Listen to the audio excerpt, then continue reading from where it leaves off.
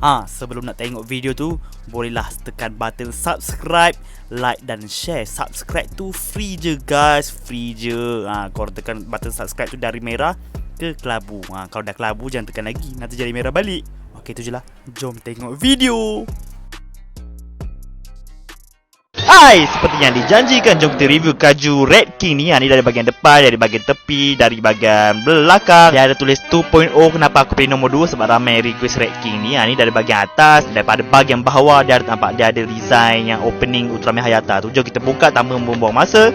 Kita akan nampak ni lah rupa Red King yang sangat-sangat ganas. Nampak tak ada something kat belakang tu? Kat belakang tu, tu nanti aku tunjuk. Kat bahagian dalam tepi ni dia ada tulis memang tak faham bahasa Jepun kan. Lepas tu ada gambar Red King dekat episod Ultraman Hayata episod berapa tak ingat. Lepas tu ni lah Red King yang bakal kita review selepas ni. Cara kita nak buka, kita kena tutup dulu. Kita kena buka di bahagian atas ni. Okey, jom kita buka.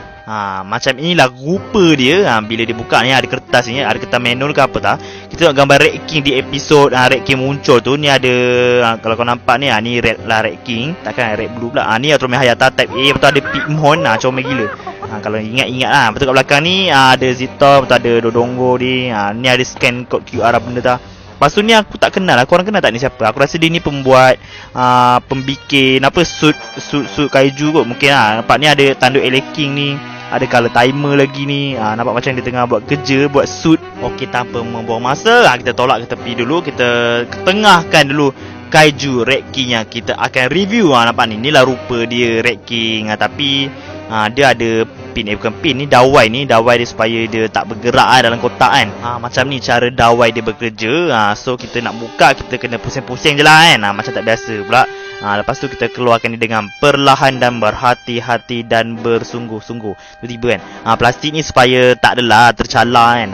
Calar badan Red King tu. Ni ekor dia pula pun ada dawai juga. Kita buka dengan berhati-hati. Nampak memang betul-betul jaga kualiti kan. Lepas tu kita teruslah pasangkan ekor Red King ni ke badan, ke punggung Red King ni. Tapi sebelum tu kita kena keluarkan plastik ni. Plastik ni menyemak betul lah. Jangan buang, simpan tau. Mana tahu boleh jual balik. Tapi tak nak lah jual kan, sayang kan. Okay, jom kita simpan. Simpan pula apa? Aduh. Okay, chill. Benda senang. Api susah sangat. Kita masukkan je. Lepas tu kita pusing dia macam skru. Macam skru bagi dia padat, padu dan sangat hebat. Tengok dia punya design dan dia punya detail. Tengok detail gila nak mati weh. Dari bahagian belakang kita ke bahagian depan pula. Tada! Ni detail dia dari bahagian kepala, bahagian muka. Tengok muka dia bapak detail weh. Ni bahagian badan hadapan. Ni kat bahagian tepi dia, bahagian tangan dia bapak detail weh. Tangan dia betul-betul sama macam kat dalam siri. Memang seketul sebiji 2 biji. Dia buat memang detail, memang sama macam siri Ultraman Hayata. Kalau kau perasan kaki dia macam bentuk V tau. Memang betul-betul dia ikut untuk jalan gedek-gedek dia. Articulation tangan dia boleh buat gerak-gerak sikit je lah. Lepas tu boleh buat gaya pegang batu ni. Lepas tu kat bahagian kaki dia memang tak boleh nak gerak. Lepas tu kat tapak kaki dia tulis 1996, Bandai China 2008. Kita terus pergi ke bab saiz pula. Kalau saiz kan, adakah dia lebih kecil atau lebih besar dari Sofubi 65 inci? Ni Sofubi 65 inci dah nampak kan. Memang ada beza, memang jauh beza. Untuk kaki dia straight je macam biasa. Yang tu memang macam bengkok. Saiz pula memang Sofubi 65 inci ni memang lagi kecil. Yang ni lagi tinggi. Kita buat comparison, memang lagi besar dan lebih detail lah kan. Ni dari bahagian belakang dia. Aku saja je nak tunjuk lebih dekat dan lebih detail supaya korang boleh nampak betul-betul jauh perbezaan dia.